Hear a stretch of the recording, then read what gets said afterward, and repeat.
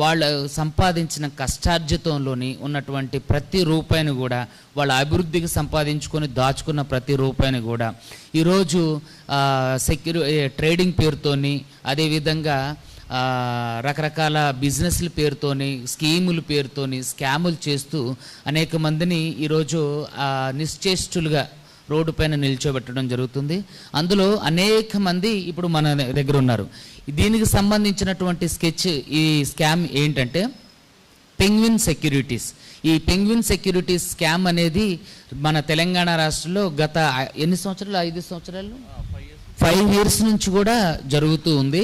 So ఒక్కొక్కటిగా ఏదైతే మంగ్లీ గారి స్కామ్ బయటకు రావడం జరిగిందో దాని తర్వాత ఒక్కొక్కటిగా అనేక రకాలైనటువంటి స్కాములు ఈరోజు బయటకు రావడం జరిగింది. ఎలా అంటే ఈ పెంగ్విన్ సెక్యూరిటీస్కి సంబంధించి బాధితుల దగ్గర మేము ట్రేడింగ్ చేస్తున్నాం. ట్రేడింగ్లో మీరు ₹1,00,000 పెడితే నెలకి ₹5,000 వరకు మీకు అదనంగా ఇస్తాం. మీ డబ్బులు మీకు వ్యాపారంగా అలాగే మూలధనంగా అలాగే ఉండిపోతాయి.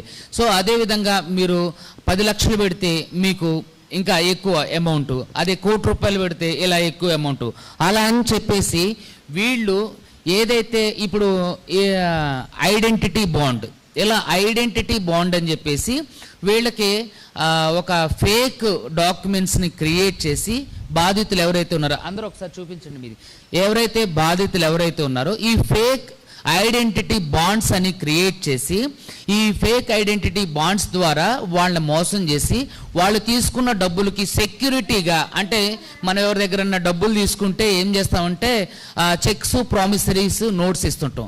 సో వీళ్ళు ఏంటంటే వీళ్ళని నమ్మించడం కోసం, వీళ్ళ దగ్గర ఉన్న డబ్బుల్ని నొక్కేయడం కోసం వీళ్ళు ఒక ఇది మన స్టాంప్ పేపర్ మీద ఇండిమిటీ బాండ్ అనేవి వీళ్ళకి ప్రిపేర్ చేసి ఇవ్వడం జరిగింది.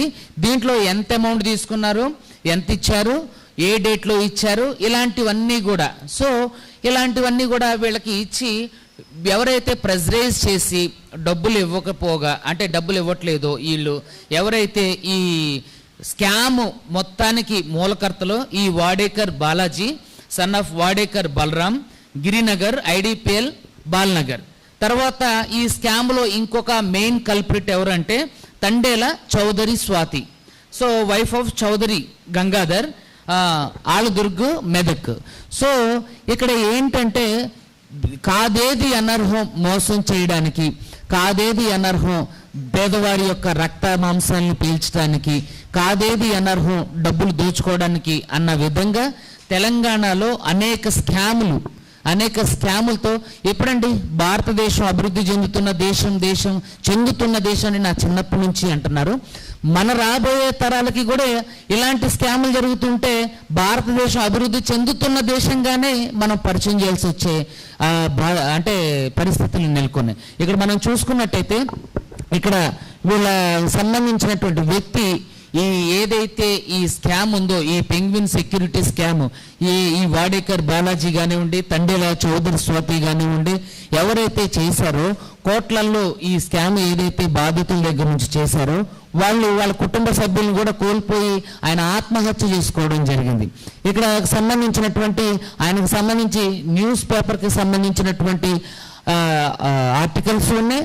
అతనికి సంబంధించినటువంటి సూసైడ్ నోట్ ఏదైతే ఈ పెంగ్విన్ సెక్యూరిటీస్లో డబ్బులు డిపాజిట్ చేసి మోసపోయానని తెలిసి బాధితుడు ఎవరైతే ఉన్నారో తన కుటుంబ అవసరాలకు దాచుకున్న డబ్బులు, తన పిల్లల చదువులకి, అదేవిధంగా వారి భవిష్యత్తు నిర్మాణానికి వాళ్ళు దాచుకున్నటువంటి డబ్బులు ఏవైతే ఉన్నాయో అవి ఈ తండేల బాలాజీ, అదేవిధంగా చౌదరి స్వాతి అక్రమంగా దోచేయడంతో ఆయన ఆత్మహత్య చేసుకొని అంటే ఇది సివిల్కి సంబంధించినటువంటి ఇష్యూ. అందుకనే పోలీసులు వీటిలో త్వరగా యాక్షన్ తీసుకోవడానికి ఉండదు. సో ఈ సివిల్ విషయం అయ్యేటప్పటికి అందులోనూ భారతదేశంలో ఆర్థిక నేరాలకు సంబంధించినటువంటి శిక్షలన్నీ కూడా నాన్ కాగ్నైజబుల్ అవ్వడంతో అనేక మంది పుట్టగొడుగుల్లాగా పుట్టుకుంటూ వస్తున్నారు. సో ఈ నాన్ కాగ్నైజబుల్ అఫెన్స్ అవ్వడం, ఈ మనీకి సంబంధించినటువంటి అంశాలన్నీ కూడా ఏంటి అని అంటే ఈ మనీకి సంబంధించిన అంశాలన్నీ సివిల్ మ్యాటర్స్ కిందకి రావడం వల్ల, ఇది క్రిమినల్ నేచర్ లేకపోవడం వల్ల పోలీసులు దీనిలో ఇన్వాల్వ్ అవ్వడానికి లేదు. సో ఇది ఎంత పెద్ద స్కామ్ అయినా, ఎన్ని కోట్ల రూపాయలు దోచేసినా సరే వీళ్ళకి శిక్షలు అనేవి చాలా తక్కువగా జరగడం జరుగుతుంది. సో ఈ స్కామ్కు సంబంధించి కూడా ఈఓడబ్ల్యూలో కేసు ఫైల్ చేయడం జరిగింది.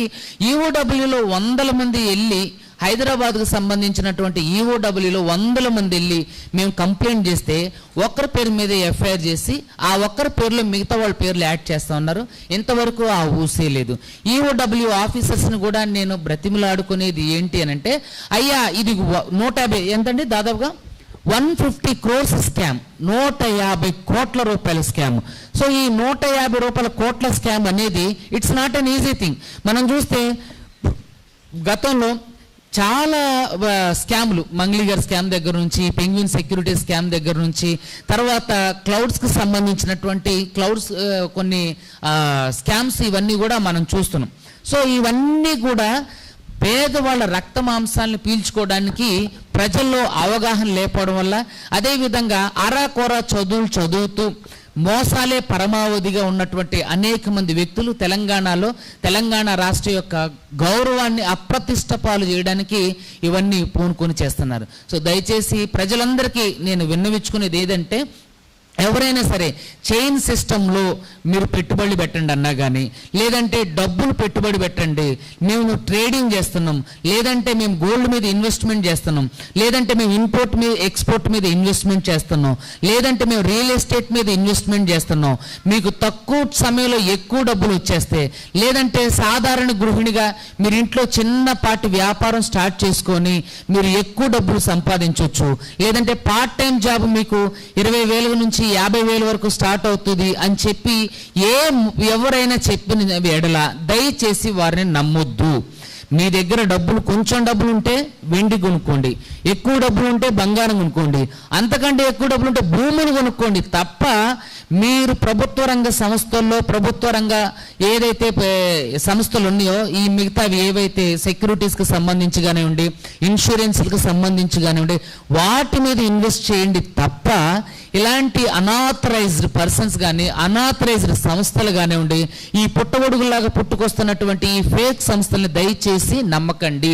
ప్రజలందరికీ కూడా విజ్ఞప్తి చేసేది ఏంటంటే, ఇప్పుడు ఏదైతే మంగ్లీగర్కి సంబంధించినటువంటి రమావత్ మధు స్కామ్లో 10ల సంఖ్యలో చనిపోయి 1,000 సంఖ్యలో బాధితులు ఉన్నారో, దాని తర్వాత కూడా ఈ పెంగ్విన్ సెక్యూరిటీస్కి సంబంధించినటువంటి ఈ చౌదరి స్వాతి కానివ్వండి, వాడేకర్ బాలాజీ కానివ్వండి, వీళ్ళందరూ కూడా వీళ్ళ ఉద్దేశమే స్కాములు చేయడం. సో మనుషుల దగ్గర నుంచి దోచుకోవడం. సో దయచేసి ప్రజలందరూ, తెలంగాణ ప్రజలు, అదేవిధంగా యావత్ తెలుగు ప్రజలందరూ కూడా గమనించాల్సింది ఏంటంటే, మీకు ఎక్కువ డబ్బులు వస్తాయి, తక్కువ ఇన్వెస్ట్మెంట్తో ఎక్కువ డబ్బులు వస్తాయి, మీరు జాయిన్ అవుతూ మీరు ఇంకొకరిని జాయిన్ చేస్తే మీకు ఎక్కువ డబ్బులు ఇంక్రిమెంట్స్ వస్తాయి, ఇంకా మీరు 30 మందిని జాయిన్ చేయండి, 10 మందిని జాయిన్ చేయండి అని చెప్పి ప్రతి దాన్ని కూడా దయచేసి నమ్మకండి. ఇక్కడ వీళ్ళందరూ కూడా బాధితులే. ఒకసారి మీ దగ్గర ఉన్నటువంటి మీరు మోసపోయిన బాండ్స్ చూపించండి. వీళ్ళందరూ కూడా వాళ్ళ దగ్గర ఉన్నటువంటి బాండ్స్ చూడండి, ఈ ఇంటిమిటీ బాండ్స్ కూడా చూడండి, ఎన్నెన్ని 100 రకాల మోసాలు, కోట్లలో మోసాలు ఇలా చేస్తూ ఈ బాండ్స్ ఎందుకు ఇవి నేలకు గీసుకోవడానికి కూడా పనికిరావు. సో ఇవి సివిల్కి సంబంధించినటువంటి నేచర్ అవడంతో పోలీసు వారి ప్రాతినిధ్యం కూడా ఇందులో ఉండకపోవడం ఇలా స్కాములు చేసే వాళ్ళకి ఊతమవుతుంది. సో దయచేసి తెలంగాణ రాష్ట్ర ప్రభుత్వాన్ని నేను కోరుకునేది ఒకటే, అయ్యా ఎన్నో రకాల స్కాములు జరుగుతున్నాయి. ముఖ్యమంత్రి గారిని ఈ వేదికగా నేను కోరుకునేది, అదేవిధంగా తెలంగాణ రాష్ట్ర గవర్నమెంట్కి విజ్ఞప్తి చేసేది ఏంటంటే, ఎంతోమంది బాధితులు 100 కోట్ల రూపాయలు నష్టపోయి వాళ్ళ జీవితంలో సంపాదించుకున్న ప్రతి రూపాయిని కూడా వాళ్ళ అభివృద్ధికి ఖర్చు పెట్టుకోకుండా ఇట మధ్యలో దారి దోపిడీగారులు జాయిన్ అయ్యి ఎంతోమంది ఆర్థిక లూటీ చేసి వారి వ్యక్తిగత గౌరవంతో పాటుగా ఆర్థిక పరమైనటువంటి అభివృద్ధిని కూడా అడ్డుకోవడం. మనం బోర్డర్లో సెక్యూరిటీ ఫోర్స్ అంతా కూడా రకరకాల యాంటీ టెర్రరిస్ట్కి సంబంధించినటువంటి కార్యక్రమాలు చేస్తుంటారు. కానీ మన మధ్యలోనే అనేక మంది ఇలా ఆర్థిక నేరగాళ్ళు తయారవుతున్నారు, మన మధ్య ఉన్నారు. దయచేసి వాళ్ళందరినీ కూడా కఠినంగా శిక్షించి బిఎన్ఎస్ఎస్లో ఈ ఏదైతే ఆర్థిక నేరాలు ఉన్నాయో వీటిని కాగ్నైజబుల్ అఫెన్స్గా చేర్చాలని ప్రభుత్వాలకు విజ్ఞప్తి చేస్తున్నాం.